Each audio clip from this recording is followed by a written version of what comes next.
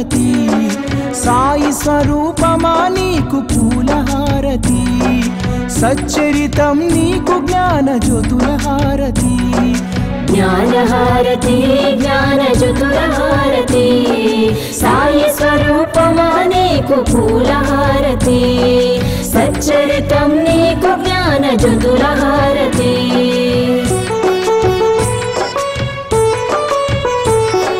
నిత్యం నీ లీలా పఠనంలో మేముంటాము నీ మధుర వచనాలతో మైమరచిపోతాము నీ తోడుగా భక్తి ప్రేమలను పెంచుకున్నాము పాలో వెలిగిన జ్ఞాన జ్యోతులతో హారతి జ్ఞానహారతి జ్ఞానజ్యోతులహారతి సాయి స్వరూపమా నీకు పూలహారతి సచ్చరితం నీకు జ్ఞానజ్యోతులహారతి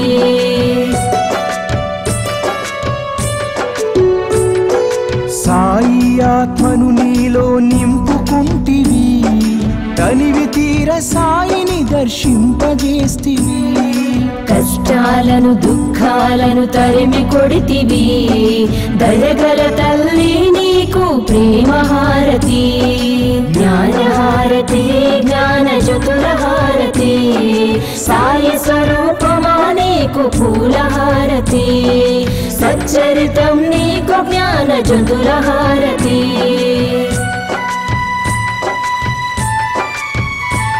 మా కర్మలన్నీ తొలగించి కరుణించినావమ్మ శాంతి సౌఖ్యాలను అందించినావమ్మ జీవన నావను దరి చేర్చిన నీకు కర్పూర హారతితో నీరాజనం జ్ఞానహారతి జ్ఞానజ్యోతులహారతి సాయి స్వరూపమా నీకు పూలహారతి సచ్చరితం నీకు జ్ఞానజ్యోతులహారతి జ్ఞానహారతి జ్ఞానజ్యోతులహారతి సాయి స్వరూపమా నీకు పూలహారతి సచ్చరితం నీకు జ్ఞానజ్యోతులహారతి సచ్చరితం నీకు జ్ఞానజ్యోతులహారతి సచ్చరితం నీకు జ్ఞానజ్యోతులహారతి. ఈరోజు మనకు ఏమి కావాలన్నా ఎవరిని అడుగుతాం? 100కి 70% మంది ఖచ్చితంగా మనము నమ్ముకున్నటువంటి భగవంతున్నే అడుగుతాం. ఎందుకంటే మనకు కావలసినటువంటివి అనుగ్రహించేది ఒక భగవంతుడు, సద్గురువు అనేటువంటి కృతనిశ్చయంతో ఉంటాం. కాబట్టి ఏది కావలసినా మనము సద్గురువునే అడుగుతాం. సచ్చరితలో కూడా హేమాడ్ పంతు ఒక దగ్గర రాస్తారు, ఏంటంటే మనం అడగాల్సి వస్తే సద్గురువునే అడగాలి, నువ్వు ఎక్కడా కూడా ఎవరి గుమ్మ ముందు కొంగు చాచినటువంటి అవసరం లేదు, సద్గురువు ముందు కొంగు చాస్తే నీకు అన్నీ కూడా నీ కొంగులో వేయాల్సినవన్నీ కూడా సద్గురువు వేస్తాడు. మరి ఇంత బలమైనటువంటి నమ్మకం మనకు వచ్చింది. ఏది కావాలన్నా సరే సద్గురువు అనేటువంటి ఆశ్రయం మనకుంది, సద్గురువు మనకిస్తారనే నమ్మకం ఉంది. కానీ సద్గురువు ఏమి కోరుకుంటున్నాడు? మనం కోరుకునే దాని విషయంలో చాలా క్లారిటీతో ఉన్నాం. మరి సద్గురువు ఏం కోరుకుంటున్నాడు మన నుంచి అనేటువంటి దాన్ని కూడా మనం పరిశీలన చేసుకోవాలి. ఈరోజు డిపెండెన్సీ అంటే బాబా పైన ఆధారపడడం అనేటువంటిది ఎక్కడి దాకా పోయిందంటే, ఫంక్షన్కి వెళ్ళాలి, టైం అయిపోతుంది, ఆయన బయటికి వెళ్ళి బండి తీసి హారన్ కొడుతున్నాడు, పిన్నీస్ దొరకట్లేదు, బాబా బాబా బాబా పిన్నీస్ దొరికించు, ఇక్కడికి వెళ్ళింది మన స్థాయి. అంటే డిపెండెన్సీ అనేటువంటిది బాబా దగ్గర అక్కడ దాకా వెళ్ళింది. నాకు తెలుసు మీలో ఉన్నటువంటి 90% మంది ఆ విషయాలు అడుగుతారు బాబాను, అర్జెంటుగా అది దొరకకపోతే పిన్నీసు పక్క పిన్ను దగ్గర నుంచి అన్నీ అడుగుతారు బాబాను, తొందరగా దొరికి బాబా, తొందరగా దొరికిచ్చేటట్టు చూడు. అంటే అంత డిపెండెన్సీ పెరిగిపోయింది మనకు బాబా పట్ల. అయితే ఇది ఒకందుకు మంచిది, ఇంకొకందుకు మన అజ్ఞాన రాహిత్యాన్ని అక్కడ తెలుస్తుంది అన్నమాట. అంటే ఎప్పుడూ బాబా నుంచి అడగడము తీసుకోవడం మాత్రమే, కానీ బాబాకు ఆయన మన నుంచి ఏమి కోరుకుంటున్నారనేటువంటి దాన్ని మనం గ్రహించాం. బాబా తన భక్తుల్ని ఎందుకు దగ్గరికి తీస్తాడంటే, వీడు నా దగ్గరికి వచ్చిన తర్వాత, అనేకం పొందిన తర్వాత వీడికి కూడా ఇచ్చేటువంటి గుణం కలగాలి, సహాయం చేసేటువంటి పరోపకారానికి సంబంధించినటువంటి గుణం వీడిలో పెరగాలి అనేటువంటి దాన్ని బాబా చూస్తాడు. చాలామంది చిన్నప్పుడు మీరు 8th క్లాస్ 9th క్లాస్లో చదువుకొని ఉంటారు. సోషలిజం, కమ్యూనిజం, సమానత్వం అనేటువంటిది చాలా చదువుకొని ఉంటారు. బాబా అదే సూత్రాన్ని ఇంప్లిమెంట్ చేస్తాడు. బాబా చేసేటువంటిది ఏంటి? ఉన్న కాస్త మెరుగైనటువంటి స్థితిలో ఉన్నటువంటి వాళ్ళ దగ్గర నుంచి తీసుకొని లేని వారికి దాన్ని ఇచ్చేటువంటి వారు, అంతే కదా. బాబా సూత్రీకరించింది అదే. ఉన్నవారి దగ్గర నుంచి తీసుకొని లేని వారికి ఇవ్వడం అనేటువంటిది బాబా సూత్రీకరించింది. మరి తన వద్ద మేలు పొందినటువంటి వాడు ఈ మార్గంలో ఉన్నాడా లేడా అనేటువంటిది బాబా చూస్తాడు. మనం ఉన్నామా లేదా అనేటువంటిది ఖచ్చితంగా మనం చెక్ చేసుకోవాలి. తర్వాత బాబాకు కొన్ని ఇష్టాలు ఉంటాయి. బాబాకు ఉన్నటువంటి ఇష్టాలు ఆయన కోసం కాదు. చాలామంది చెప్తారు, పోయిన వారం మేము బాబాకు అన్నదానం చేశామండి అని. పాప ఆయన ఏం తింటాడు? ఆ పెట్టిన ఒక్క ముద్ద కూడా నేను అందరూ పోయిన తర్వాత నేనే తింటాను. ఎంతసేపు మన ఉదయనాసో ప్రాణాయాసో ఎన్ని స్వాహాలు చెప్పినా లాస్ట్ మనమే స్వాహ. కాబట్టి ఆయన కోసం ఏ సత్కార్యము కూడా, ఆయన ప్రత్యర్థం ఏ సత్కార్యము మనతో చేయించడు. మనతోటి సత్కార్యాన్ని చేయించి మనకు మరొక మేలు చేయడానికి ఆయన మన చేతి సత్కార్యాలు చేయిస్తాడు. అంతే తప్ప ఆయనకు చేసేటువంటి సేవ ఆయనకి ఏమాత్రం కూడా ఉపయోగపడదు. ఎందుకంటే ఆయనే ఆకలికి అన్నింటికీ అతీతుడైనటువంటి పరమాత్మ. కాబట్టి మనం ప్రేమ కోసం ఆయనకు చేస్తాము. మనం చేసినటువంటి దాన్ని ప్రేమతోటి ఆయన ఏ బిడ్డలకైతే పెట్టుకోదలుచుకున్నాడో ఆ బిడ్డలకు పెట్టుకుంటాడు. ఇది బాబా దగ్గర ఉన్నటువంటి ధర్మం. అయితే బాబాకు కూడా కొన్ని ఇష్టాలు ఉన్నాయనుకోండి. ఆ ఇష్టాలు మనం అనుకుంటాం అప్పుడు బాబా కేవలము బాబా ఇష్టపడుతున్నాడు, బాబా మన నుంచి ఏదో కోరుతున్నాడు, మనం ఇచ్చామని. దాని వెనుక విశాలమైనటువంటి ప్రయోజనం ఉంటుంది. షిరిడీలో ఒక చిన్న హోటల్ పెట్టుకొని సగునమేర్ నాయక్ అనేటువంటి భక్తుడు ఉండేటువంటి వారు బాబా ఉన్నప్పుడు. బాబాకు కావలసినటువంటి నైవేద్యానికి కావాల్సిన కొన్ని పదార్థాలు అవి ఎప్పుడూ పంపిస్తుండేవారు. బాబా మహాసమాధి అయిపోయిన తర్వాత ఒకరోజు స్వప్నం వస్తుంది. ఆ స్వప్నంలో బాపు సాహెబ్ జోగ్ బాబాకు హారతి ఇస్తూ ఉంటాడు, కాగడ హారతి ఇచ్చి. బాబాకు చక్కెర వేసినటువంటి వెన్న అంటే చాలా ఇష్టం అన్నమాట. కాగడ హారతి అయిపోగానే ప్రతిరోజు జోగు బాబా చేతిలో చక్కెర వేసినటువంటి వెన్నను పెట్టేటువంటి వాడు. అదే కలలో మళ్ళీ వెన్నను పెట్టాడు. పెట్టగానే బాబా చేతి నుంచి జారి కింద పడిపోతుంది. సగునమేరు నాయకు డౌట్ వస్తుంది, అసలు ఎందుకు బాబా స్వప్నంలో ఈ వెన్నెను చూపెట్టాడు, దాని వెనకాల ఉన్నటువంటి ఆంతర్యం ఏమిటని. బాబా పట్ల మంచి భక్తి శ్రద్ధలు ఉన్నటువంటి వాడు కాబట్టి వెంటనే ఉదయాన్నే లేచి కాగ్రహారతికి వెళ్ళి నానా మామను అడుగుతాడు. అక్కడ పూజారి ఆ రోజు బాబా మహాసమాధి అయిన తర్వాత నానా మామనే ఎక్కువ రోజులు పూజారిగా చేశాడు, లక్ష్మణ్ మామ కొడుకు. అయితే రోజు బాబాకు మీరు తీయటి వెన్న ప్రసాదం పెడుతున్నారా కాగ్రహారతి అయిపోయిన తర్వాత అని అడుగుతాడు. లేదు లేదు, అది ఎవరు తేవట్లేదు, వీలు కావట్లేదు, నా ఇంట్లో ఉన్నటువంటి పెరుగు మీద మీగడ తీసుకొచ్చి బాబాకు పెడుతున్నాను అంటాడు. అప్పుడు సగునమేరు నాయకు అర్థమైంది, బాబా నెయ్యిని తీయగా ఉండేటువంటి వెన్నెను కోరుతున్నాడు అని చెప్పి ఆ పూజారికి చెప్తాడు. నువ్వు కాగడహారతికి వెళ్ళేటప్పుడు ప్రతిరోజు నా హోటల్ దగ్గర ఆగు, ఆగితే నీకు తీయటి వెన్న నేను ఇస్తాను, క్రమం తప్పకుండా బాబా హారతి కాగడహారతి అయిపోతూనే పెట్టుమని చెప్తాను. ఆ రోజు నుంచి సగునమేరు నాయకు చనిపోయేటువంటి చివరి రోజు వరకు కూడా కాగడహారతికి బాబాకు తీయటి వెన్నెను పంపేటువంటి వారు సగునమేరు నాయక్. తర్వాత సంస్థానం 1950 నుంచి సగునమేరు నాయక్ చనిపోయిన తర్వాత సంస్థానమే ప్రత్యేకంగా బాబా కోసం ఆ తీయటి వెన్నెను తయారు చేసి పెడుతుంది. ఎవరన్నా సరే షిరిడి కాగడహారతికి వెళ్ళినప్పుడు కాగడహారతి అయిపోగానే ప్రసాదం పంచుతారు, వెన్న ఇట్లా చేతికి రాస్తాడు, నాకిన తర్వాత రోజంతా నాకున్న దాని యొక్క తీయదనం పోదు, అంత బాగుంటుందన్నమాట. అట్లా బాబా ఏమి కోరుకుంటున్నారనేటువంటిది ఆ రోజు భక్తులకు గొప్ప అవగాహన ఉంది. ఇంకొకటి, షిరిడీలో బాబా మూర్తి ప్రతిష్టాపన జరిగింది 1953లో. జరిగిన తర్వాత ప్రతిరోజు కూడా అభిషేకం చేయాలనుకున్నారు.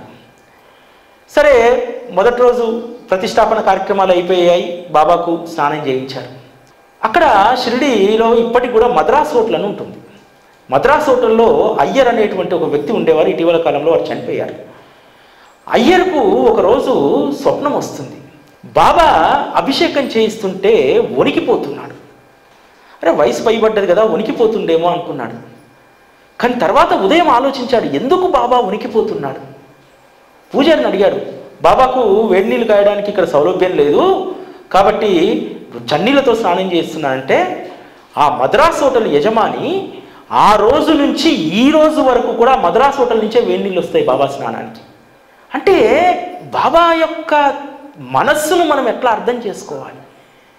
బాబా పట్ల తపన ఉంటే బాబా మనస్సు మనకు అర్థమవుతుంది. ఎందుకంటే ఏ రిలేషన్షిప్ అయినా అర్థం చేసుకోలేకపోతే అనేక రకాలైనటువంటి పొరపచ్చాలు వస్తాయి. అర్థం చేసుకొని మెలిగితే ఆ సంసారమైనా, స్నేహమైనా, బంధుత్వమైనా చాలా రమ్యంగా ఉంటుంది. బాబాతో కూడా బాబా యొక్క అంతరంగాన్ని మనం ఎరిగి ప్రవర్తిస్తే మన జీవితం కూడా చాలా ఆనందంగా ఉంటుంది. బాబా పట్ల ఇటువంటి భావన కలిగి ఉన్నామనుకోండి, ఎక్కడో నువ్వు తిరుగుతున్నప్పుడు, లేకపోతే నువ్వు స్వప్నంలోనో ఏదో ఒక వ్యక్తి ఒక వస్తువును కోరాడనుకోండి. చాలామంది బాబాకు వంకాయ కూర ఇష్టము, చిక్కుడుకాయ కూర ఇష్టం అంటారు.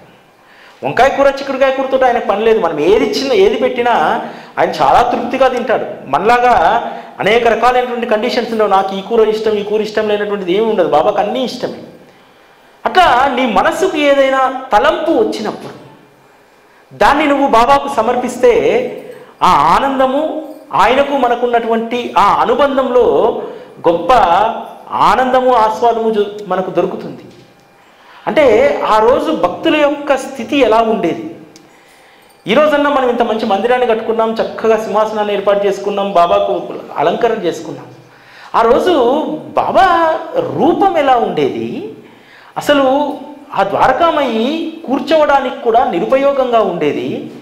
అటువంటి బాబాను వారు ఎంతగా ప్రేమించారంటే, అంటే సచ్చరితలో రాష్ట్రీయన్నీ కూడా అక్షర సత్యం.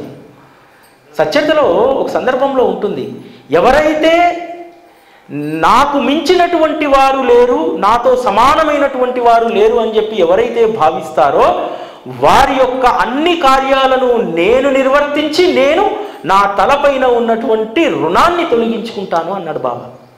దానికోసం ఎప్పుడు ప్రయత్నిస్తూనే ఉంటాడు.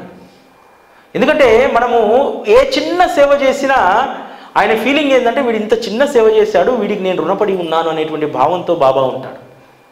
అందుకనే మనం పిన్నీస్ అడిగినా, ఇంకేదడిగినా వెంబడే ఇస్తాడు. ఎందుకంటే రుణపడి ఉన్నాడు కాబట్టి. ఎప్పుడో నువ్వు వచ్చి నమస్కారమో, లేకపోతే ఒక పండో, ఫలమో, లేకపోతే ప్రేమతో ఆయనను ప్రార్థిస్తేనో చాలు, ఆయన రుణపడిపోతూనే ఉంటాడు మనకు. అందుకనే బాబా అడగగానే ఎందుకు ఇస్తాడంటే, బాబా ప్రయత్నం చేస్తూ ఉంటాడు. వీడి రుణాన్ని నేను తొందరగా దించేసుకోవాలి, నా తలపైన భారం ఉంది, దీన్ని దించేసుకోవాలి, వీడు అడిగేయాలి, నేను ఇచ్చేయాలనేటువంటి ఆతృతతో ఆయన ఉంటాడు. అందుకోసం బాబా అడిగినవన్నీ ఎందుకు ఇస్తాడంటే, ఇందుకోసం ఇస్తాడు. మనం పడ్డటువంటి రుణానికి ప్రతిగా ఆయన మనకు కావలసినటువంటివన్నీ కూడా అనుగ్రహిస్తాడు. అంతే కదా. ఫ్రిడ్జ్ మీద 10 సార్లు ఎతుకుతాం, అక్కడ 100 రూపాయలు పెట్టి ఉన్నట్టు గుర్తు. 100 సార్లు ఎతికినా దొరకదు. బాబా అర్జెంటు కదా బయటికి పోవాలి, 100 రూపాయలు అంటే మళ్ళీ చేయబెడితే అక్కడే దొరుకుతుంది. అంటే అదొక మనకు తెలియకుండానే బాబా మనకు కావలసినటువంటి కార్యాలన్నీ కూడా ఆయన నిర్వర్తిస్తాడు. ఆ రోజు భక్తులు బాబాకు సమానమైనటువంటి, బాబాకు మించేటటువంటిది ఇంకోటి మాకేదీ లేదనుకున్నారు. బాలాజీ నెవాస్కరు నెవాస అనేటువంటి గ్రామం నుంచి వస్తాడు. వచ్చి షిరిడీలో బాబా తిరిగేటువంటి వీధులన్నీ కూడా శుభ్రం చేసేటువంటి వాడు. బాబా లిండికి వెళ్ళేటువంటి రోడ్డు, చావుడికి వెళ్ళేటువంటి రోడ్డు, ఈ రోడ్లన్నీ కూడా క్లీన్ చేసేటువంటి వాడు. కేవలము ఆ సేవకు మాత్రమే పరిమితం కాలేదు. బాలాజీ నెవాస్కర్ ఏం చేసేవాడంటే, తన పంట పండిన తర్వాత బండి నిండా బస్తాలు వేసుకొని ద్వారకామయ్య ముందు దింపేవాడు.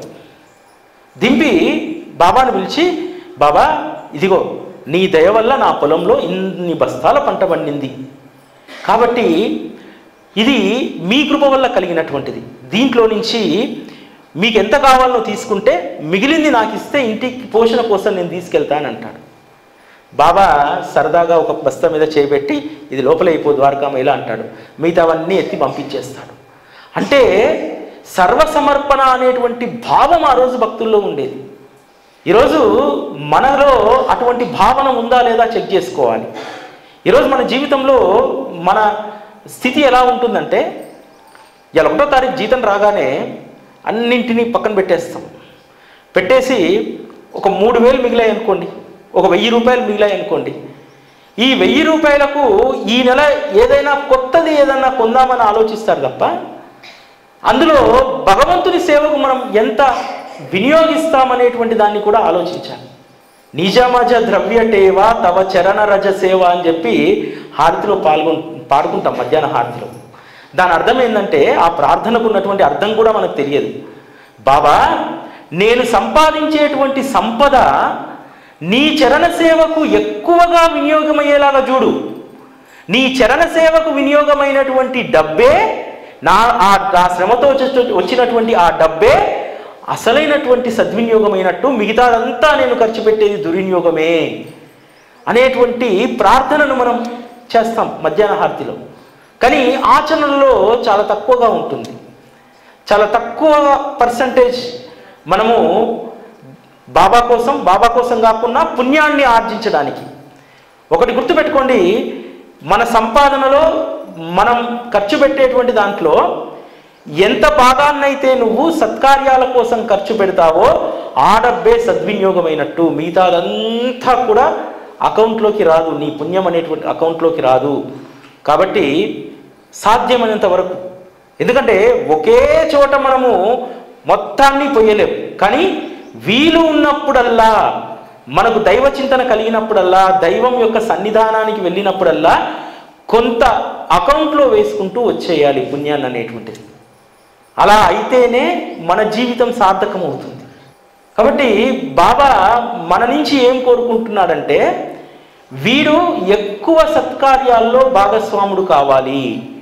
ఎక్కువ సత్కార్యాల్లో పుణ్యకార్యాల్లో భాగస్వాముడైతే బాబాకి ఏమొస్తుందంటే, బాబాతో మనకు ఉన్నటువంటిది జన్మజన్మల రుణానుబంధం. కాబట్టి వచ్చేటువంటి జన్మలో మళ్ళీ మనం ఆయనతో అనుబంధం కలిగి ఉంటాము. కలిగి ఉన్నప్పుడు ఆయన పైన ప్రెషర్ ఉండదు. ఆయన పైన ప్రెషర్ ఎందుకు పెడతాం మనము? ఎందుకు రోగం వస్తుంది, ఎందుకు నొప్పి వస్తుంది, ఎందుకు కష్టం వస్తుంది, ఎందుకు బాధ వస్తుంది? క్రితం జన్మలో మనం మోసుకొచ్చినటువంటి కర్మల మూలంగా ఇప్పుడు మనకు వస్తుంది కాబట్టి మనం బాబాను ప్రతిసారి అడుగుతూ ఉంటాం, నాకు ఈ రోగాన్ని తగ్గించు, ఈ సమస్యను పరిష్కరించని అడుగుతుంటాం. ఈ జన్మలో నీతో సత్కార్యాలు చేయించి నీ అకౌంట్లో పుణ్యం అనేటువంటి దాన్ని పెంచాడనుకో, వచ్చే జన్మలో నువ్వు భగవంతుని పైన అంత ప్రెషర్ పెట్టాల్సిన అవసరం లేదు. భగవంతుని పైన ప్రెషర్ తగ్గుతుంది అప్పుడు. అందుకోసం బాబా మనతోటి ఈ జన్మలో సత్కార్యాలు చేయించాలని చెప్పి ఆయన తప్పిస్తాడు, అందుకోసం చేయిస్తాడు. ఆయనకు వచ్చేది ఏమీ లేదు. మనం అన్న సంతర్పణ చేస్తానో ఇంకోటి చేస్తానో ఆయనకు వచ్చేది ఏమీ లేదు, మనకే వస్తుంది. ఆ మనకు వచ్చేటువంటి దానికోసమే ఆయన తప్పిస్తాడు.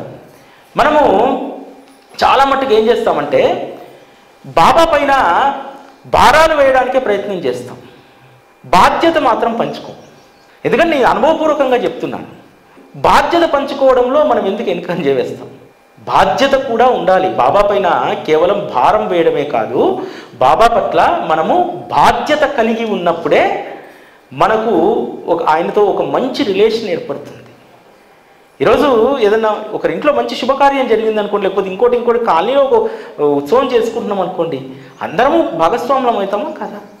బాబా విషయంలో కూడా కేవలం ఆయన పైన భారాలు మాత్రం వేయడం కాదు, బాధ్యతను కూడా పంచుకునేటువంటి స్థితికి మనం వెళ్ళాలి. ఆ రోజు భక్తులందరూ కూడా, బాబాతో ఉన్నటువంటి భక్తులు, వారు కేవలం బాబాను తమ బాధ్యతగా చూసుకున్నారు. బాబా యొక్క వైభవం పెరగాలని నానాసాహెబ్ చందోర్కరు విద్యార్థులు ఎక్కడ కలిస్తే అక్కడ బాబా మహత్తు గురించి చెప్పేటువంటి వాడు. అది ఆయన బాధ్యతగా స్వీకరించాడు. దాస్కన్ మహారాజును ఎవరైనా సరే జ్ఞానేశ్వర్ మహారాజ్ గురించి గొప్ప కీర్తన చేయమని చెప్పి పెద్ద పెద్ద సంస్థానాధీశులు పిలిస్తే ఏం చేసేవాడో తెలుసా? దాస్కన్ మహారాజ్ ఎటు తిప్పి మళ్ళీ ఆవు కథ కాడికే తీసుకొచ్చేవాడు. జ్ఞానేశ్వర్ మహారాజ్ చరిత్ర చెప్తున్నా సరే మళ్ళీ బాబా దగ్గరికే తీసుకొచ్చేటువంటి వాడు అందరినీ కూడా. జ్ఞానేశ్వర్ మహారాజ్ చరిత్ర ఆల్రెడీ వాళ్ళు చాలాసార్లు విని ఉంటారు, కానీ అందులో సందర్భాన్ని చొప్పించి బాబా దగ్గర తీసుకొచ్చి ఫోకస్ చేస్తాడు. చేయంగానే అక్కడ ఉన్నటువంటి వాళ్ళందరికీ, అరే ఏంది జ్ఞానేశ్వర్ మహారాజ్ గురించి చెప్పాడు, బాబా గురించి చెప్పాడు, ఎవరి బాబా? ఒకసారి అటు పోయినప్పుడు పోయేస్తే పోలేదా అనేటువంటి ఒక దృక్పథం ఏర్పడుతుంది. అంటే వీళ్ళందరూ కూడా ఇది ఒక రెస్పాన్సిబిలిటీగా స్వీకరించారు. కాకాసాహెబ్ దీక్షితు బాబాకు సంబంధించినటువంటి పని అంటే ఎంత రెస్పాన్సిబుల్గా ఉండేటువంటి వారంటే, బాబా తన బాధ్యత అనుకున్నాడు. తనకు 2 కుమారులు, ఒక కుమార్తె ఆల్రెడీ షిరిడీలో బాబా దగ్గరే జరిగిపోతుంది, చిన్న వయసులోనే వెళ్ళిపోతుంది. 2 కొడుకులకు ఉన్నటువంటి ఎస్టేట్లన్నీ పంచి బాబా నా బాధ్యత అని చెప్పి షిరిడీలో ఉన్నటువంటి తన వాడాను సంస్థానానికి బాబాకి ఇచ్చేస్తాడు. బాబాను ఒక బాధ్యతగా ఆ రోజు స్వీకరించాడు. ఈరోజు మీరు చాలామంది షిరిడీ వెళ్తే మ్యూజియంకి వెళ్తారు కదా, ఆ మ్యూజియం దీక్షిత్ స్థలం, అది దీక్షిత్ కట్టుకున్నటువంటి వాడ ప్రేమతోటి తను అక్కడ ఉండాలని చెప్పి. అది ఎంత చాకచక్యంగా వీలునామా రాస్తాడంటే, నా తదనంతరము షిరిడీలో నేను కట్టుకున్నటువంటి వాడ, నా మిత్రుడు శ్రీమాన్ బూటీ నేను కలిసినటువంటి ఖాళీ ప్రదేశము, అది బూటీకి ఇష్టమైతే దానిని కూడా సంస్థానానికి ఇవ్వాలి. ఈ సంస్థానానికి రిజిస్ట్రేషన్ చేయాల్సినటువంటి ఖర్చులు నా పుత్రుడైనటువంటి రామకృష్ణ దీక్షిత్ భరించాలి, సంస్థానం భరించొద్దు ఆ రిజిస్ట్రేషన్ ఖర్చులను కూడా రాస్తాడు. సార్, రెస్పాన్సిబిలిటీ బాబా అంటే ఒక బాధ్యతగా ఆ రోజు భక్తులు ఫీల్ అయ్యేటువంటి వారు. ఈరోజు మన అందరం కూడా చాలామంది బాబా అంటే భారాలు పడేయడమే ఆయన వైపు అనేటువంటి దాంట్లో ఉన్నాం. మనం కూడా కొంత బాధ్యత తీసుకోవాలి బాబాకు సంబంధించి. ఆ బాధ్యత తీసుకున్నప్పుడే, ఏం బాధ్యత తీసుకుంటాం? Very simple. ఒక మంచి సేవ జరిగేటువంటి చోట దాంట్లో మనము ఒక ఇసుక రేణువు కావడం, మనము ఒక చిన్న సమిధలాగా అక్కడ ఉండడం, అంతే. పెద్దగా మనం ఆశ్రమాలు తెలిసివేసి మన ఆస్తులు పంచిచ్చేసి ఈ కాదు. అవకాశం ఉన్నప్పుడు, వీలున్నప్పుడు ఖచ్చితంగా మనం ఆ సత్కార్యంలో పాల్గొనాలి. పాల్గొన్నప్పుడే నీ యొక్క పుణ్యశయం అనేటువంటిది పెరుగుతూ ఉంది. అదేవిధంగా బాబాతో నీ అనుబంధం కూడా పెరుగుతుంది. బాబాను కేవలం ఒక నమస్కారానికో, ఒక అభిషేకానికో, లేకపోతే ఒక హారతికో మనం పరిమితం చేస్తే మన జీవితంలో గొప్ప అనుభూతి ఏమీ ఉండదు. ఏదో రాను పోను టాంగా కట్టుకొచ్చాడు ఒక పెద్ద మనిషి అప్పట్లో. మనం కూడా రాను పోను టాంగా కట్టుకుని రావడం లాంటి వాళ్ళమే. ఎందుకంటే ఆయన దగ్గర ఉన్నటువంటి దాన్ని ఆస్వాదించకపోతే, బ్రహ్మజ్ఞానం కావాలని చెప్పి వస్తాడు కదా ఒక ఆయన, జేబులో 500 రూపాయలు నోట్లు పెట్టుకొని బ్రహ్మజ్ఞానం కావాలని రాను పోను టాంగా కట్టుకొని వస్తే బాబా అంటాడు, అరే రే, నా దగ్గరికి వచ్చి అందరూ పిల్లల్ని, ఆస్తుల్ని, భూముల్ని, రకరకాలైనటువంటి వాడిని కోరుతున్నారు, నిజంగా నువ్వు ఎంత గొప్పవాడివిరా నాయన, బ్రహ్మజ్ఞానం కావాలని చెప్పి వచ్చావు అని చెప్పి, బాబా తొందరగా చెప్పండి బాబా, నేను రాను పోను టాంగా కట్టుకొని వచ్చాను, తొందరగా అని అంటాడు. అరే నీకు బ్రహ్మం ఇక్కడే చూపెడతానరా అని చెప్పి ఒక పిల్లవాడిని పిలిచి నందు దగ్గరికి పోయి 5 రూపాయలు అడకరప్పు అప్పుగా అంటాడు. అక్కడ లేవంటే ఇంకో దగ్గరికి పంపిస్తాడు. అలా మొత్తం తిప్పుతున్నా సరే ఇక్కడ కూర్చొని ఆతృత పడుతున్నాడు నాకు బ్రహ్మజ్ఞానం కావాలని. కానీ అతని జేబులో ఆల్రెడీ అటువంటి 5 రూపాయలు 100 ఉన్నాయి, 500 ఉన్నాయి. ఆ బ్రహ్మం మాత్రం తీస్తున్నాడు. అరే బాబా బ్రహ్మాన్ని చూపెడతా అంటుంది కదా, పోతే పోయింది. 500 నుంచి ఒక 500 రూపాయల నోటు తీసిద్దాం అనుకోవట్లేదు, ఒక 5 రూపాయలు ఇద్దామని అనుకోవట్లేదు. బాబా ఉచితంగా చెప్పేసేయాలి, బాబా ఉచితంగా ఇచ్చేసేయాలి. ఎవరో చాలామంది చెప్పారట, బాబా దగ్గరికి పోతే ఏదైనా ఇచ్చేస్తాడు, బ్రహ్మజ్ఞానం కోసం నువ్వు తాపత్రయపడుతున్నావు కాబట్టి బ్రహ్మజ్ఞానం కూడా ఇచ్చేస్తాడని చెప్పి. అరే నాయన, లోభత్వాన్ని, మమకారాలను ఇవన్నీ చంపుకోలేనటువంటి వాడు బ్రహ్మజ్ఞానాన్ని ఏ విధంగా పొందుతాడు రా నాయన? బ్రహ్మం నీ జేబులో ఉంటే, నేను బ్రహ్మం కోసం ఊరంతా తిప్పుతూ ఉంటే ఆ బ్రహ్మాన్ని మాత్రం బయటికి తీయవు, నీకు మాత్రం బ్రహ్మజ్ఞానం కావాలా? ఈరోజు మన అందరి పరిస్థితి అంతే కదా. బాబా చెప్పినట్లు, బాబా ఉండమన్నట్లు ఉండము, కానీ అన్నీ కావాలి. ఎక్కడైనా సరే అడిగే హక్కు, పొందే అర్హత ఎక్కడొస్తుందంటే, మనం తండ్రి మాటను గౌరవించి తండ్రికి అనుగుణంగా మనం మెసులుకున్నప్పుడు ఆ అర్హత అక్కడ వస్తుంది. బాబా దగ్గర కూడా అంతే. బాబా ఏదైతే మనల్ని మంచి స్థితిలో, మంచి ఉద్ధరణలో చూడాలనుకుంటున్నాడో అట్లా మనం ప్రవర్తించినప్పుడు మనకు కూడా హక్కు, అర్హత అనేటువంటిది వస్తుంది. బాబా దగ్గర ఆ అర్హత సంపాదించడానికి, ఆ హక్కును పొందడానికి మనం ప్రయత్నం చేయాలి. ఇదంతా నేను ఒక అరగంట చెప్తే మీకు అర్థం కాదు. ఎక్కడ అర్థమవుతుంది, ఏది మీకు అర్థం చేయిస్తుందంటే ఒక్క శ్రీ సాయి సచ్చరిత మాత్రమే అర్థం చేయిస్తుంది. సాయి సచ్చరిత నువ్వు బాబాతో ఎలా ఉండాలో చెప్తుంది, ఏమి చేయాలో చెప్తుంది, ఏమి చెయ్యకూడదో చెప్తుంది, నీ ప్రవర్తన ఎలా ఉండాలో చెప్తుంది, నీ జీవితానికి సంబంధించి కావలసిన సమస్తం అందులో ఉంటాయి. సచ్చరితను కూడా మనకు అందరూ ఎట్లా అలవాటు చేశారంటే, సచ్చరిత సప్తాహ పారాయణ చేస్తే కోరిక తీరిపోతుంది, సప్తాహ పారాయణ చేస్తే కోరిక తీరుతుంది అనేటువంటిది ఎందుకోసం తీసుకొచ్చారు? కనీసం దానికోసమైనా చదువుతారనేటువంటి దానికోసం తీసుకొచ్చారు. ఒకసారి ప్రాక్టీస్ చేస్తాం, ఫలితం వస్తుంది. వచ్చిన తర్వాత ఏం చేయాలి? ఏ ఫలితాన్ని ఆశించకుండా నువ్వు సచ్చరితను రోజు కనీసం ఒక అధ్యాయం చదవగలుగుతావు, అప్పుడు నీకు బాబా అర్థం కావడం ప్రారంభిస్తారు. కోరిక కోసం చదివినప్పుడు చదువుతున్నప్పుడల్లా ఆ కోరికనే గుర్తొస్తుంది మనకు, అదే ఉంటుంది మైండ్లో, ఇది ఉండదు, అక్షరాలు ఉండవు. అదే ఏమీ ఆశించకుండా ఏమీ కోరకుండా నువ్వు చదివేటువంటి దాంట్లో బాబా తన అంతరంగాన్ని విప్పి మీకు చెప్తారు. బాబా విగ్రహంలో ఉండరు, చిత్రపటంలో ఉండరు. చాలామంది చెప్తారు బాబా చిత్రపటానికి తేడా లేదని. ఎస్, నమ్మొచ్చు. కానీ ఎవరైతే బాబా యొక్క ఆత్మస్వరూపాన్ని చూడాలనుకుంటారో, బాబా సాక్షాత్కారాన్ని చూడాలనుకుంటారో వారు సచ్చరితలో చూస్తారు. సచ్చరితలో బాబా అక్షరాలలో సజీవంగా ఉంటారు. అందుకనే దానికి అంత మహత్తు సచ్చరితకు. శ్రీ సచ్చిదానంద సద్గురు సాయినాథ్ మహారాజ్ కీ జై.